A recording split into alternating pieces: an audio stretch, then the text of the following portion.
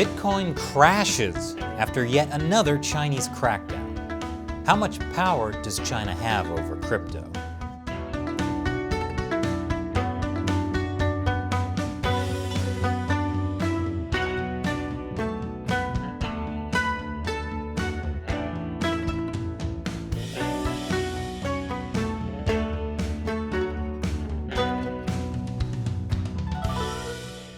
Welcome to China Uncensored. I'm Chris Chappell. This episode is sponsored by PC Doctor Toolbox. Protect your PC from software crashes, hardware failures, and the kind of glitches that make your life miserable. Speaking of crashes, Bitcoin. After hitting a mid-April high of $65,000, the price of Bitcoin tumbled below $30,000. And China is to blame. You see, the Chinese Communist Party doesn't like Bitcoin. For one, the party can't control it, and for two, the Chinese regime is spending big to create its own digital currency, which it would control. Ironically, though, China is where most of the Bitcoin mining happens, particularly here in Sichuan province. Basically, enormous computer banks are used to verify Bitcoin transactions, and you get rewarded with new Bitcoins. It's an energy-intensive process. Thanks to China's massive reliance on coal, China has the energy to fuel it. Until this week, when Chinese authorities ordered 90% of China's Bitcoin mining operations to shut down. Local electric companies in Sichuan were ordered to immediately stop supplying power to crypto mining projects, and local authorities were banned from approving new mining projects. But that's not all. The Chinese regime isn't just going after Bitcoin miners. They're also going after people who use it. And they're getting major Chinese banks to help. I'll explain more after the break. Welcome back. And just a reminder, if you like China Uncensored, we do accept Bitcoin.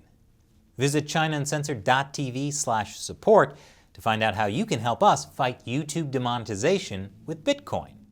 So 90% of China's Bitcoin mining has been shut down.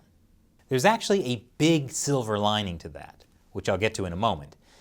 But the Chinese Communist Party is also getting major Chinese state-run banks and so-called private Chinese companies involved in the latest crackdown. The People's Bank of China summoned these groups and told them to strictly implement recent notices and guidelines from authorities on curbing risks tied to Bitcoin and cryptocurrency. And in China, the main risk tied to Bitcoin is using it. Financial firms were told to identify customers using or trading crypto and cut off their ability to send or receive money. 5 major Chinese banks wanted to show how much they agree with the party's new crypto directives. So they took the initiative. They said they're going to prohibit the use of their accounts for virtual currency transactions. They pledged to promptly put a stop to such transactions, close bank accounts, and report signs of such activities to the authorities. They also called on members of the public to report virtual currency-related transactions to the banks. Yes, your neighbors can turn you in for using Bitcoin. Modern problems require modern cultural revolutions. And recently, Chinese police arrested over 1,000 people for alleged money laundering with crypto. Obviously, if the Chinese Communist Party says these people were committing crimes, it must be true. And as I mentioned, so-called private Chinese companies are joining the crackdown too, like China's version of PayPal, Alipay. That is, of course, owned by Jack Ma, one of China's richest men, who disappeared for 3 months after criticizing Chinese regulators. Don't worry, he wasn't dead. He reappeared after a major crackdown on his tech empire. And now he's just lying low, focusing on hobbies. His hobbies include reading, painting, and staying out of prison by doing whatever the Communist Party wants, like cracking down on crypto. Alipay said it will monitor and investigate accounts for using crypto and block or remove those users. That's huge, since Alipay is used by more than 1 billion people and 80 million merchants. Alipay also plans to use algorithms to detect so-called abnormal transactions, flag them, and restrict certain accounts from receiving money. I see no potential for abuse there. Alipay also said merchants using cryptocurrencies will be blacklisted and banished from the platform. Now, this is hardly the Chinese Communist Party's first crackdown on crypto.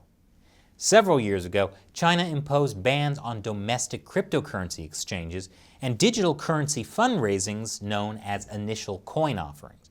And according to Forbes, the cryptocurrency market has still not recovered from when China announced its intensifying regulatory crackdown on cryptocurrencies in mid-May.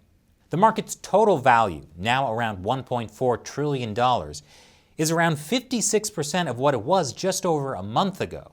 In other words, it's dropped by nearly half. But as I said, there's a silver lining to all this. As the Global Times says, as a result of this ban, Chinese miners must form alliances to migrate overseas, to places such as North America and Russia.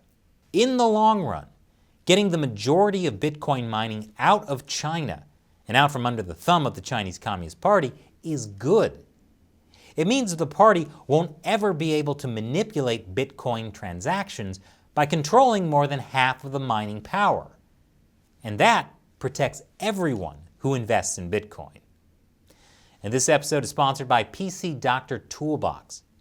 Computer and software crashes, hardware failures, and general computer slowdowns are way too common. And they can come up during the worst times, like during a business meeting or when you're traveling away from home and your trusted IT person isn't around. So if you're concerned about the health of your computer and want tools to prevent untimely system issues, you should be using PC Doctor Toolbox. Stop crashes before they happen. And we have a special 50% off discount just for China Uncensored viewers. Use the link and coupon code below to take advantage of this limited time offer. Once again, I'm Chris Chappell. Thanks for watching China Uncensored.